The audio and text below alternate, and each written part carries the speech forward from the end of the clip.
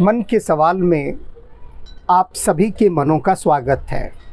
होली के इस अवसर पर विशेष रूप से उनके मनों का स्वागत है जो अपने परिवार में अच्छे संस्कार लाना चाहते हैं। आज एक महिला का सवाल है और उन्होंने कहा है कि ना तो मेरी वॉइस रिकॉर्डिंग बताई जाए, ना मेरा नाम बताया जाए, कुछ भी नहीं, लेकिन मेरा सवाल उठाया जाए। तो उसका एक ही रास्ता है कि मैं अपने ही स्वर में वह सवाल उठाऊं। उनका कहना है कि मेरे पति होली के दिन सुबह उठते ही अपनी मदिरा पार्टी का आयोजन करने लग जाते हैं। खूब होली खेलते हैं, लेकिन होली खेलने से पहले दोस्तों के साथ जमकर पीते हैं। घर में पूरा होली का हुड़दंग होता है, पूरा घर जो है रंगों से भर जाता है और उसके साथ साथ नाच गाना और वह सब तो ठीक है, लेकिन जो शराब का दौर चलता है, इतनी शराब पीते हैं कि होश नहीं रहता और खूब जमकर झमाझम होली खेलते हैं। तो मैं आपसे ये जानना चाहती हूँ कि होली के अवसर पर शराब का इतना प्रचलन क्यों है? क्यों लोग होली के पर्व को बिना शराब नहीं मना सकते? यह महिला अपने पति के प्रति चिंतित है। इनका कहना है कि होली के दिन इनके पति सुबह से ही शराब पीने की तैयारी में लग जाते हैं। अपने सभी यार दोस्तों को बुलाते हैं और जमकर ये लोग पीते हैं और उसके बाद होली का हुड़दंग मचता है।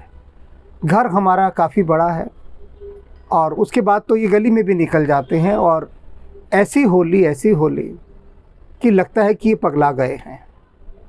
छक्कर पीते हैं, दोस्तों को पिलाते हैं। तो मैं यह जानना चाहती हूँ कि होली के अवसर पर क्यों लोग इतनी शराब पीते हैं, क्या कारण है और क्या ये इसे छोड़ नहीं सकते? अब इस महिला का जो प्रश्न है, ऐसा प्रश्न न जाने कितनी महिलाओं के हैं। इन्होंने पूछ लिया, बाकी पूछ नहीं पाती हैं, तो उन सब के भी मन को आज तृप्ति मिलेगी इस सवाल का जवाब सुनकर। बात केवल होली की ही नहीं है, बात दिवाली की भी है। उस अवसर पर भी लोग शराब पीते हैं, लेकिन होली पर बहुत अधिक पीते हैं। तो कारण क्या है? सबसे पहले तो इस कारण को समझ लो। जो होली का पर्व है, ये एक ऊर्जा का पर्व है, उत्साह का पर्व। होली वास्तव में फसलों के तैयार होने पर जो आनंद मनाया जाता है, किसान प्रसन्न होता था खूब, और ये बैसाखी और ये सब संयुक्त है, तो उस प्रसन्नता में वो खूब अपने आनंद के साथ नाचता था। फिर प्रहलाद और उसकी बहन होली का पौराणिक संदर्भ, वहाँ से भी होली का पर्व जुड़ा। और भगवान कृष्ण को तो हम भूल ही नहीं सकते, जो कितने उत्साहित होकर, आनंदित होकर होली खेला करते थे। अब यहाँ एक बात देखिए कि जो पूरा का पूरा पर्व है होली का पर्व एक असीम ऊर्जा से भरा हुआ पर्व है।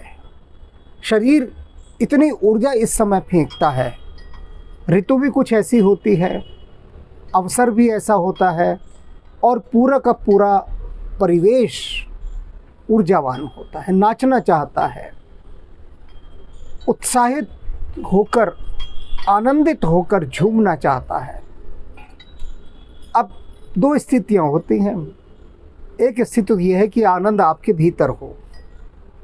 जब भीतरी आनंद हो, भीतरी मस्ती हो, तो बाहर की ये शराब कोई मायने नहीं रखती।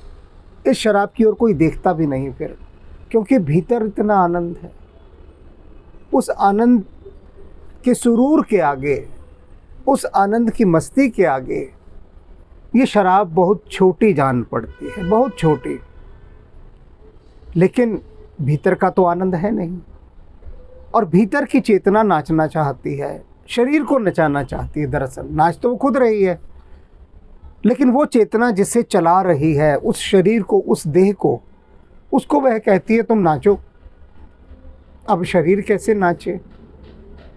क्योंकि शरीर बहुत सारे संकोचों से घिरा है, ऐसे नाचेगा, हुड़दंग मचाएगा होशो हवास में।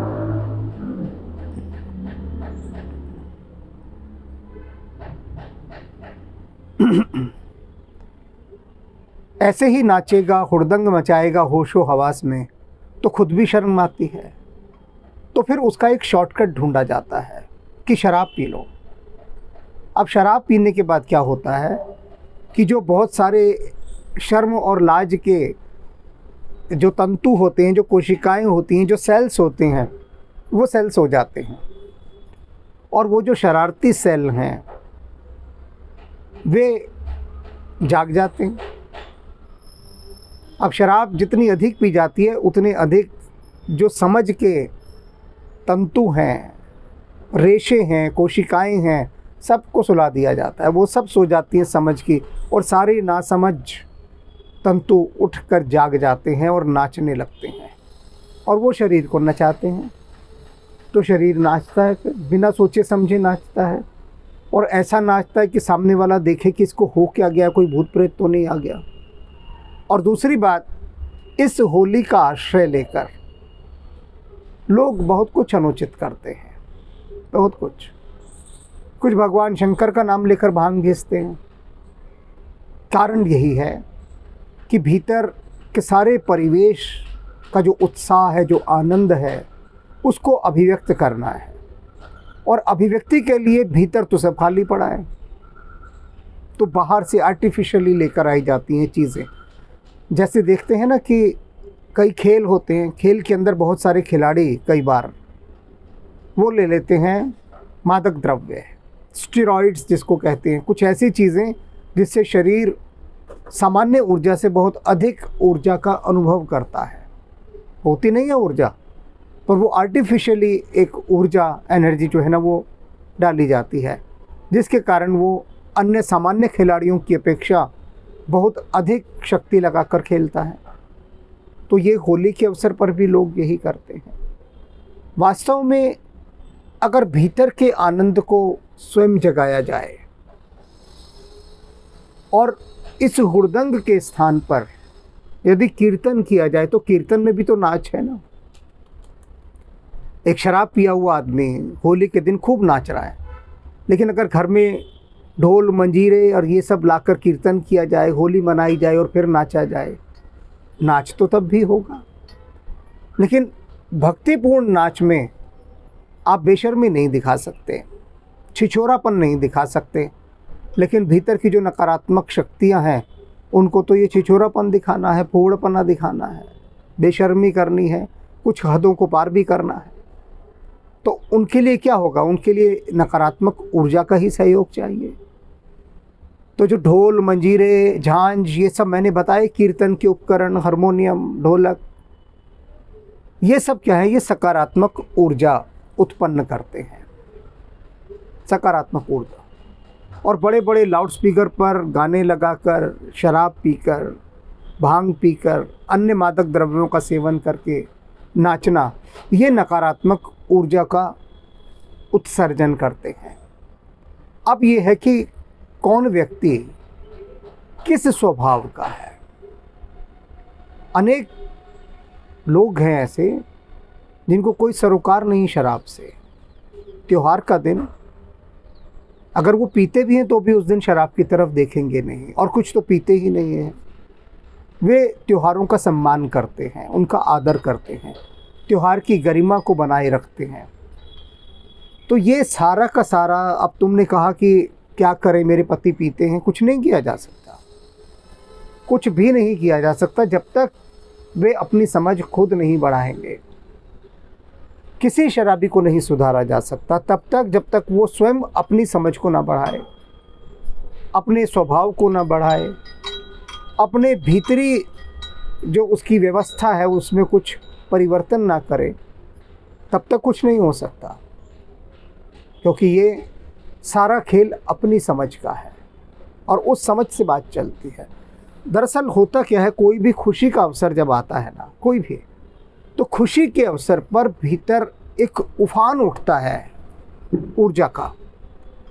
अब वो उफान ऐसा होता है कि मन करता है कि नाचो, अब ऐसे कैसे नाच लेगा कोई। एक उदाहरण बताता हूँ।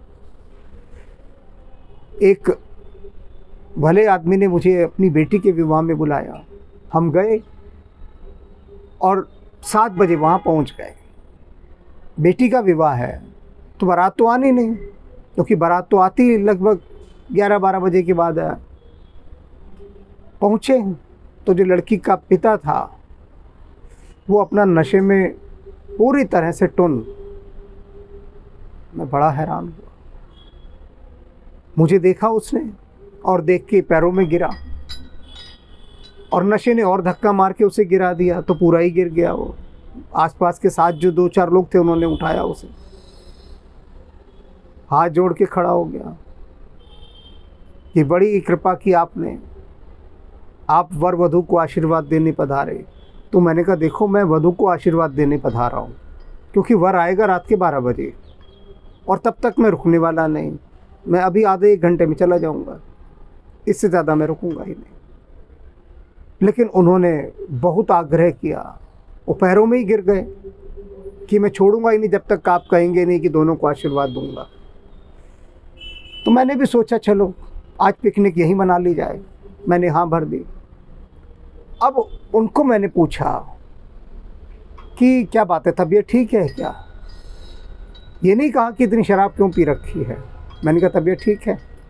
उन्होंने कहा कि हाँ आपका आशीर्वाद है, तबीयत ठीक है, बस ये है कि एक ने पिला दी कि मामा जी ले लो, फूफा जी ले लो, मौसा जी ले लो, चाचा जी ले लो, अरे ताऊ जी ले लो। तो सबने अपने अपने नाम का एक एक पैक पिला दिया। तो मैंने कहा कि ठीक है, पिला दिया, आपने पी लिया, लेकिन कुछ सोचा नहीं कि आप लड़की के पिता हैं। आपको तो अपनी गरिमा बनाए रखनी चाहिए। अब वो लड़के के पिता आएंगे, आपको इस हाल में देखेंगे तो वे बोले नहीं नहीं नहीं, उसकी चिंता नहीं, वो भी सेट होकर आएंगे, हमारी बात हो गई थी, वो भी सेट होकर आएंगे। तो मैंने कहा तब तो ज़रूर देखनी है सेटिंग। बारात तक रुके और देखा जब बारात आ रही थी, जो लड़के का पिता, वो तो ऐसा नाच रहा कि जैसे कोई 16 साल का लड़का हो। और लड़की के पिता ने तो कुछ नहीं पी रखी थी जो उन्होंने पी रखी हो। गजब, अजब गजब। अब ये क्या है सारी चीज़ कि लड़की का पिता भी आनंदित, प्रसन्न खूब कि भगवान ने कृपा की, अच्छे घर में रिश्ता हो गया। लड़के का बाप भी खुश, खुशी का मौका, लड़के का विवाह हो रहा है। लेकिन बात यह है, इन दोनों अवसरों पर जो नाच उठना चाहिए था वह धन्यता का उठना चाहिए था, धन्यवाद का, अहोभाव का, परमात्मा के प्रति धन्यवाद का। उस धन्यवाद के परिणाम स्वरूप नाच उठना चाहिए था। लेकिन उठा किसके लिए? नकारात्मक ऊर्जा के लिए। ये बहुत बड़ा विज्ञान है कि जब भी खुशी का अवसर होता है, जब भी, तब मनुष्य नाचना चाहता है और उस नाचने के लिए इस नकारात्मक ऊर्जा का, यानी शराब का तथा अन्य नशों का सहारा लेता है। और दुख में आदमी नीचे गिरना चाहता है, बहुत अधिक भुला देना चाहता है, भुला देना चाहता है, तो भी वह शराब का सहारा लेता है। होता क्या है इन सारे प्रकरणों में कि हम दिव्यता से दूर चले जाते हैं। वैसे तो दिव्यता की यहाँ किसी को आवश्यकता नहीं है, एक आध गिने चुने को आवश्यकता होगी, बाकी किसी को नहीं है ज़रूरत। तो दिव्यता से कोई सरोकार नहीं, कोई लेना देना नहीं, ना उसकी खबर। मनुष्य की चेतना की बहुत दुखद स्थिति है, बहुत दुखद स्थिति कि इस कलयुग में माया ने इतने प्रभावशाली ढंग से पूरे समाज को जकड़ रखा है कि उससे निकलने की संभावनाएं पूरी की पूरी समाप्त होती दिखाई दे रही हैं। इतने भयंकर रूप से जकड़ रखा है। और इस जकड़न से कोई छूट नहीं रहा। नए नए लोग और इस जकड़न में फंसते जा रहे हैं और फंसते जा रहे हैं, क्योंकि कोई समझाने वाला नहीं रहा, बैठ के सोचने को विवश करने वाला नहीं रहा, और कोई किसी की बात आजकल सुनकर राजी नहीं।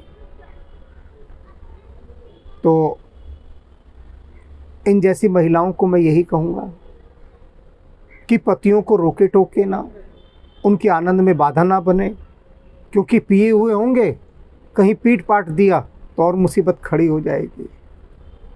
तो इसलिए उनका सहयोग करें, और यदि कभी समय मिले तो थोड़ा बहुत समझा दें, थोड़ा बहुत, माने तो ठीक, ना माने तो ठीक, लेकिन इस बात का कोई उत्तर नहीं है, क्योंकि व्यक्ति अपने को स्वयं नहीं बदलना चाह रहा।